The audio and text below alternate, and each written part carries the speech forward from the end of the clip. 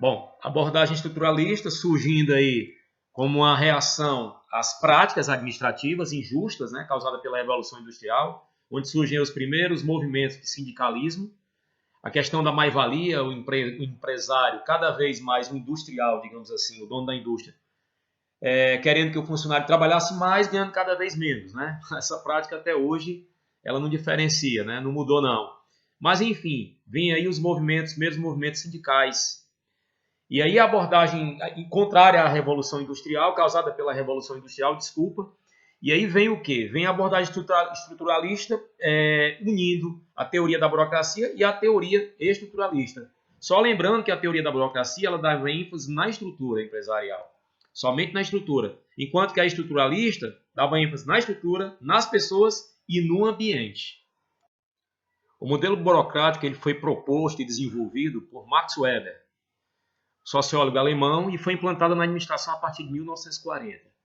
O modelo burocrático da organização baseia-se na racionalidade das atividades. Para Max Weber, há 3 tipos de organização, cada uma com um tipo de autoridade: a tradicional, a carismática, a racional ou burocrática. Os tipos de sociedades e a respectiva autoridade, né? Ele classifica aí nas 3 sociedades e as respectivas características. A tradicional, ela tem característica de sociedade patriarcal. Um exemplo disso, um clã, um grupo, né, de pessoas da mesma etnia, da mesma família, digamos assim, né? O comportamento normalmente para essa sociedade tradicional, onde o patriarcalismo prepondera, ele aceita-se as ordens por respeito ao superior. E as características da autoridade, ela é considerada não racional, é transmitido por herança, passa de pai para filho. As ordens são sempre pessoais e as ordens são arbitrárias mesmo, né? E aí na outra sociedade a gente vê aí a carismática, né? A característica da sociedade personalística. O exemplo disso são grupos revolucionários, comportamento, ele aceita-se as ordens devido à influência da personalidade do superior, é mais pela influência, pelo carisma, né? E as características da autoridade é sem base racional, base na devoção afetiva, pelo afeto. Ela é instável e não é delegável, né? Não se transfere para outras pessoas. Bom, e a última sociedade, a racional ou burocrática, né? Ou sociedade também chamada de legal, mais conhecida como burocrática ou racional. As características dessa sociedade são normas impessoais, sempre a racionalidade, normas impessoais e racionalidade. São exemplos de grandes corporações, grandes empresas. Aceita-se as ordens porque há concordância com as normas, ou seja, uma necessidade de uma normatização, criação de regras, normas, até para gerenciar e para manter a ordem, né? Bom, característica desse tipo de autoridade, racional burocrática, a obediência às normas e não superior, crença na justiça da lei. As características da burocracia, né, ou seja, a sociedade burocrata ou racional, ela é baseada através de um caráter legal, normativo, né, legal das normas, caráter formal da comunicação, sempre formal, a divisão do trabalho, a impessoalidade no relacionamento, a hierarquização da autoridade, os cargos, né, os níveis hierárquicos também descritos, há um conjunto de rotinas e procedimentos e competência técnica e por mérito, né, meritocracia, especialização e profissionalização e previsibilidade, ela é considerada previsível.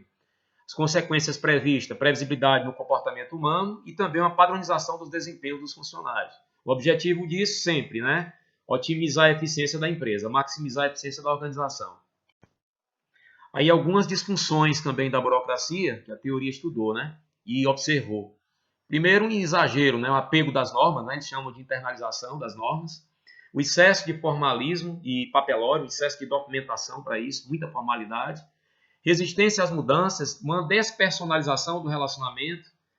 A categorização do relacionamento, né, em níveis hierárquicos, por categoria, claro.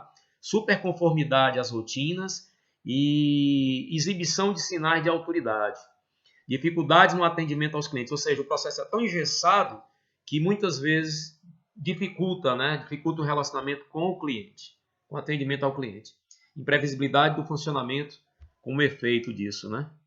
Percebe-se também que o modelo racional, o modelo burocrata, exige mais do controle, né? É uma exigência maior. E ele também tem pontos positivos na questão das consequências previstas. há uma previsibilidade do comportamento e assim um ganho, né, uma maior eficiência. Em compensação, também surgem as consequências imprevistas, as famosas disfunções da burocracia citadas no slide anterior, gerando a ineficiência na qualidade desse atendimento. Importante a gente, através desse slide, os graus de burocratização, a gente constata a diferença entre a escassez de burocratização e o excesso de burocratização, né? Como tudo tem prós e contras, vejam quando é uma instituição, uma empresa, uma corporação, nos aspectos da divisão do trabalho, hierarquia, regras e regulamentos, a formalização das comunicações, a impessoalidade, seleção e promoção do pessoal, vejam o que causa o excesso e a escassez da burocratização. Primeiro vamos abordar aqui o assunto de divisão do trabalho. Se a gente comparar, a escassez gera o quê? Falta de especialização, uma bagunça, uma desordem, uma confusão. Né? Já o excesso, há uma super especialização, uma hiperresponsabilidade. Dentro do aspecto do colaborador é a divisão do trabalho. No quesito hierarquia, essa escassez gera falta de autoridade. Não há uma autoridade, né? Não há uma figura. Já no excesso de burocratização, há um excesso de autoridade, autocracia e imposição. Já no quesito regras e regulamentos, a escassez gera liberdade excessiva, tamanha informalidade, que a gente vai comunicar aqui a pouco, né? E no caso de excesso, gera ordem e disciplina. Bom, no quesito formalização, a escassez gera ausência de documentos, gerando assim informalidade. Já no excesso de burocratização, a gente tem o excesso de papelório, né, o formalismo, documentação excessiva, exacerbadamente. E a impessoalidade, no quesito, a escassez de burocracia gera ênfase nas pessoas. O excesso de burocratização gera ênfase nos cargos. Há essa diferença, né? E no quesito seleção e promoção de pessoal, na escassez da burocracia, há um apadrinhamento, né? Aquela coisa de, eu vou promover pelo sentimento, pela afetividade, enfim, o que a gente chama de apadrinhamento. Já no excesso de burocratização, a gente percebe que há um excesso de exigência, há um critério mais rigoroso para promover alguém, selecionar e promover alguém. Então vejam que a escassez de burocratização, no quesito de eficiência, há uma desordem, enquanto no excesso de burocratização há uma rigidez dessa eficiência. Falando agora da apreciação crítica, da teoria da burocracia, né, da escola da burocracia. Primeira delas, o excesso de formalismo da burocracia. Né? Segundo, o mecanicismo e as limitações da teoria da máquina. O conservantismo da burocracia. A abordagem do sistema fechado. A abordagem descritiva e explicativa. Críticas multivariadas à burocracia. Bom, faz necessário dizer que nem tudo tem só contras, mas também tem coisas boas. Se você não tiver algo de burocracia numa empresa, você perde o controle. As coisas ficam soltas, né? Por exemplo, você chega num departamento, pede um documento ou um item do almoxarifado e alguém não nota, não registra. Quer dizer, alguém vai pagar por aquilo ali, ou a empresa ou o funcionário que entregou aquele documento, consentiu através do consentimento uma peça, um item, um estoque e não notou. Então, ao final do mês, na continha dele será debitada, ele pagará aquele ônus por isso. Então, a burocracia é necessária sim. Claro que o excesso, né, gera essas críticas aí. E também a ausência também gera desordem.